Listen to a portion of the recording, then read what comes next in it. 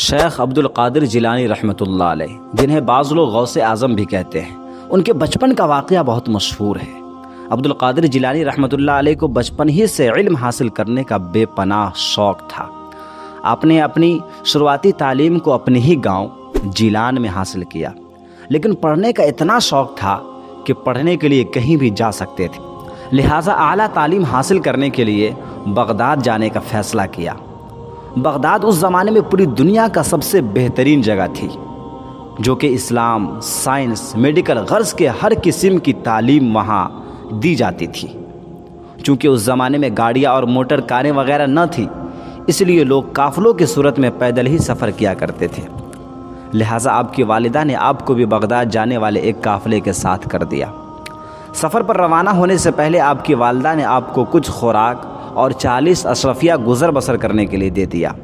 اس زمانے میں قافلے پر ڈاکو وغیرہ کی طرف سے حملے کا خطرہ ہمیشہ لگا رہتا تھا۔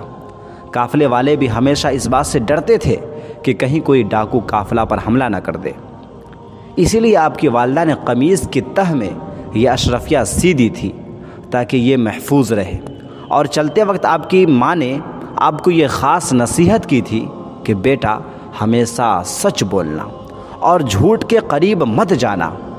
آپ نے ماں کی اس نصیحت کو غور سے سنا اور سفر پر روانہ ہو گئے۔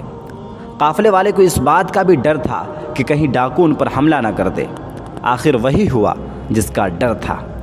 قافلے نے ابھی سفر کی 2 منزلیں ہی طے کی تھی کہ ڈاکوؤں نے حملہ کر دیا۔ تمام قافلے میں افراتفری اور بھگدڑ مچ گئی اور ڈاکوؤں نے قافلہ کو لوٹ لیا۔ ایک ڈاکو اس بچے یعنی عبد القادر جیلانی کے پاس بھی آیا اور کہنے لگا، اے بچے تیرے پاس کیا ہے؟ بچے نے جواب دیا، میرے پاس 40 اشرفیہ ہے جو میرے قمیص کی تہ میں سلی ہوئی ہے۔ ڈاکو یہ جواب سن کر حیران ہوا اور بچے کو پکڑ کر اپنے سردار کے پاس لے گیا۔ ڈاکوؤں کے سردار نے تعجب سے آپ کو دیکھا اور پوچھا، چھوٹے لڑکے سچ سچ بتا تیرے پاس کیا ہے؟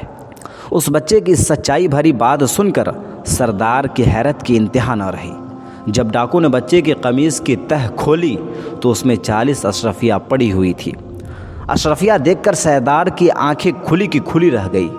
ڈاکو نے لڑکے کی طرف دیکھ کر پوچھا، اے لڑکے سچ سچ بتا، تو نے سچ بول کر اپنا راز کیوں فاش کیا؟ حالانکہ تو جھوٹ بول کر آسانی سے اپنی اشرفیہ بچا سکتا تھا۔ بچے نے جواب دیا، میری ماں نے مجھے نصیحت کی تھی کہ بیٹا ہمیشہ سچ بولنا، جھوٹ کبھی مت بولنا۔ میں نے اپنی ماں کی نصیحت پر عمل کیا ہے۔ بچے کا جواب سن کر سردار اس قدر متاثر ہوا کہ بے ساختہ اس کی آنکھوں سے آنسو نکل آئے۔ وہ سوچنے لگا کہ ایک طرف یہ لڑکا ہے جسے اپنی ماں کی نصیحت کا اس قدر خیال ہے، اور دوسری طرف میں ہوں کہ اپنے مالک حقیقی یعنی اللہ کے احکام سے غافل ہو کر بے گناہ لوگوں کو لوٹتا ہوں۔ اس وقت سے ڈاکو نے سچے دل سے توبہ کی اور پکا سچا مسلمان ہو گیا۔ پھر قافلے کا لوٹا ہوا مال بھی واپس کر دیا۔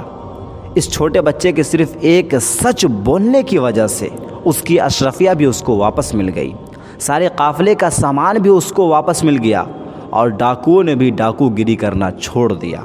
ہمارے رسول صلی اللہ علیہ وسلم نے بھی فرمایا، مسلمان بزدل ہو سکتا ہے، بے ایمان ہو سکتا ہے، گناہ گار ہو سکتا ہے، لیکن جھوٹا نہیں ہو سکتا۔ خود اللہ کو اس بچے کا سچ بولنا اتنا پسند آیا کہ اسے اپنے وقت کا ولی بنا دیا۔ یہ اتنے بڑے اللہ والے تھے کہ آج تک ان کی مثال نہیں ملتی ہے۔ آج کے لیے اتنا ہی۔